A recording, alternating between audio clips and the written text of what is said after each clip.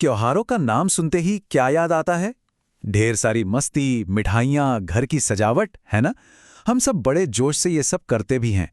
पर कभी-कभी इन सारी तैयारियों की भाग-दौड़ में हम ये सोचना भूल जाते हैं कि अरे इन रीति रिवाजों के पीछे का असली मतलब क्या है? वो जो असली सार है, वो कहीं खो सा जाता है। तो आज ना इसी सवाल की गहराई में उतरते हैं। क्या ये त्योहार बस छुट्टियों और मिठाइयाँ मनाने का एक मौका है?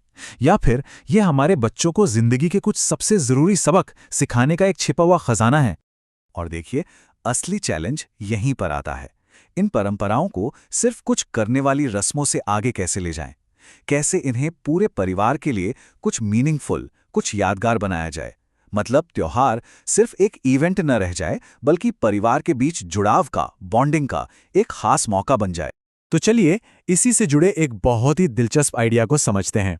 देखिए, संस्कृति कोई नियमों की एक सख्त लिस्ट नहीं होती। ये तो ये तो एक खजाना है। दया, सम्मान, हिम्मत जैसे मूल्यों का खजाना जो हमारी कहानियों और रीति रिवाजों में बहुत ही खूबसूरती से पिरोया हुआ है। और यह लेखक का इरादा बहुत साफ है। वो कहते हैं कि मेरा मकसद कोई धर्म सिखाना नहीं है, बल्कि उन यूनिवर्सल वैल्यूज, उन मूल्यों को जगाना है जो हम सबको एक बेहतर इंसान बनने में मदद करते हैं। और जानते हैं इस अप्रोच की सबसे अच्छी बात क्या है? ये पूरे परिवार को एक साथ ले आती है। बच्चों के लिए ये वैल्यूज सीखने का एक मजेदार तरीका बन जाता है, कहानियों और आर्ट के जरिए। पेरेंट्स और टीचर्स के लिए ये बच्चों से कनेक्ट करने का एक बेहतरीन मौका बन जाता है।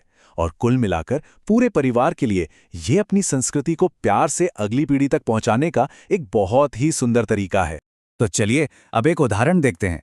शुरुआत करते हैं हमारे पहले त्योहार होली से और समझते हैं कि ये कैसे एक उत्सव को एक बहुत बड़ी वैल्यू से जुड़ता है। सोचिए कितना पावरफुल आइडिया है ये, है ना? होली मतलब गुस्से को प्यार के रंगों से धो डालना। मतलब रंगों से खिलने का जो एक सिंपल सा एक्ट है, उसे सीधे सीधे माफ कर देने की गहरी भावना से जोड़ दिया गया है। हमें यह सिखाया जा रहा है कि जैसे रंग पुराने दाग धब्बे छुपा देते हैं, ठीक वैसे ही माफी मन की सारी कड़वाहट को धो देती है। और बच्चों के लिए यह कितना यादगार सबक है। माफ करने से जिंदगी फिर से रंगीन हो जाती है। मतलब माफी जैसी एक एब्स्ट्रैक्ट सी चीज को कुछ ऐसा बना दिया गया है जिससे वो देख सकते हैं, महसूस कर सकते हैं। जब भी जिंदगी थोड़ी बेरंग लगे, उदास लगे, तो माफी उसमें फिर से रंग भर सकती है। कहानी में भी इसे एक बहुत प्यारे से मोमेंट के जरिए समझाया गया है। बच्चे आपस में लड़ रहे होते हैं तो मम्मी उन पे रंग डाल देती हैं और कहती हैं, देखो जब हम माफ कर देते हैं ना, तो हर लड़ाई ऐसे ही धुल जाती है। बस एक छोटा सा पल, एक आम सा पारिवारिक पल, एक बहुत गहरे सबक में बदल गया। अच्छा, अब होली से आगे बढ़ते हैं और दिवाली की बात करते हैं।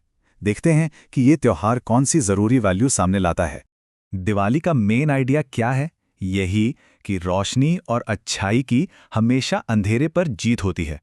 और ये सिर्फ बाहर के अंधेरे की बात नहीं है, ये हमारे मन के अंदर के अंधेरे की भी बात है, जैसे लालच, गुस्सा, स्वार्थ, इन सब पर जीत हासिल करना।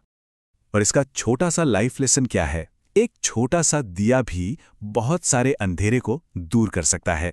यहां पर दिया जलाने के एक्शन को दया और उदारता के एक छोटे से काम की ताकत से जोड़ा गया है। ये हमें याद दिलाता है कि हमारा एक छोटा सा अच्छा काम, किसी की मदद करना या सिर्फ एक मुस्कान किसी की जिंदगी में कितनी रोशनी ला सकती है। कहानी में भी ये बात एक बहुत अच्छे सीन से समझाई गई है। मम्मी कहती हैं, लक्ष्मी माँ तब सबसे ज्यादा मुस्कुराती हैं जब हम बांटते हैं, छीनते नहीं। मतलब जब बच्चे मिठाई के लिए लड़ते हैं तो उन्हें प्यार से याद दिलाया जाता है कि असली खुशी छीनने में नहीं, बांटकर खाने में है, शेयरिंग में है। उदारता की रोशनी स्वार्थ के अंधेरे को खत्म कर देती है। ठीक है, तो अब हमारे तीसरे और आखिरी उदाहरण पर आते हैं, रक्षाबंधन। ये त्योहार आपसी देखभाल के एक बहुत ही खूबसूरत रिश्ते पर फोकस करता है। इसका जो एंकर आइडिया है वो ये है कि रक्षाबंधन हमें एक दूसरे की प्यार से रक्षा करना सिखाता है। ये सिर्फ एक धागा बांधने की रस्म नहीं है, ये एक वादा है, एक दूसरे को सपोर्ट करने का, एक दूसरे की केयर करने का वादा। और यहाँ जो छोटा सा लेकिन बहुत जरूरी सबक है वो ये है कि सुरक्षा एक तरफा नहीं होती है, ये दोनों तरफ से होती है। ये कोई वन साइडेड जिम्मेदारी नहीं है, ये आपसी सम्मान और देखभाल की बात है। बहन भाई की रक्षा करती है और भाई बहन की। ये बराबरी का, इक्वालिटी का कितना पावरफुल मैसेज है। तो होली, दिवाली, रक्षाबंधन, इन सभी उदाहरणों से हमने क्या समझा? चलिए, अब इन सारी बातों को एक साथ जोड़ते हैं और देखते हैं कि इसका बड़ा मतलब क्या निकलता है। देखिए, यहां पर एक बहुत बड़ा शिफ्ट आता है। फोकस सिर्फ कुछ करने से हटकर कुछ बनने पर चला जाता है। मतलब दयालु बनना, सम्मान करना, साहसी बनना। बच्चे ये सीखते हैं कि परंपराएं सिर्फ रस्में निभाने के लिए नहीं हैं, बल्कि उन वैल्यूज को अपनी जिंदगी का हिस्सा बनाने के लिए हैं। जैसे दिया जलाना एक काम है, लेकिन उदार बनना एक जीने का तरीका है। और जब बच्चे इन गहरे मतलबों से जुड़ते हैं ना, तो इसके फायदे कमाल के होते हैं।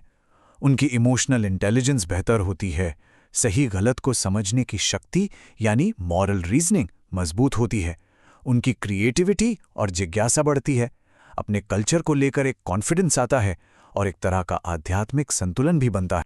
पर एक बात याद रखना बहुत जरूरी है। ये जो जड़ें हैं ना, ये रातों रात नहीं उगती। ये तो छोटे छोटे पलों से बढ़ती हैं। जैसे सोने से पहले सुनाई गई एक कहानी या बिना डरे पूछा गया कोई सवाल। ये बड़े बड़े लेक्चर से नहीं होता, बल्कि रोज की छोटी छोटी प्यार भरी बातचीत से होता है। यही वो पल हैं जो इन जड़ों को मजबूत बनाते हैं। तो आखिर में ये सारी बातचीत हमें एक बहुत ही पावरफुल सवाल पर लाकर छोड़ देती है।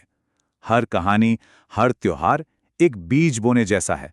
तो अब ये हम पर है कि हम अपने बच्चों के दिलों में आश्चर्य के कौन से बीज बोना चाहेंगे, दया के, साहस के या फिर समझदारी।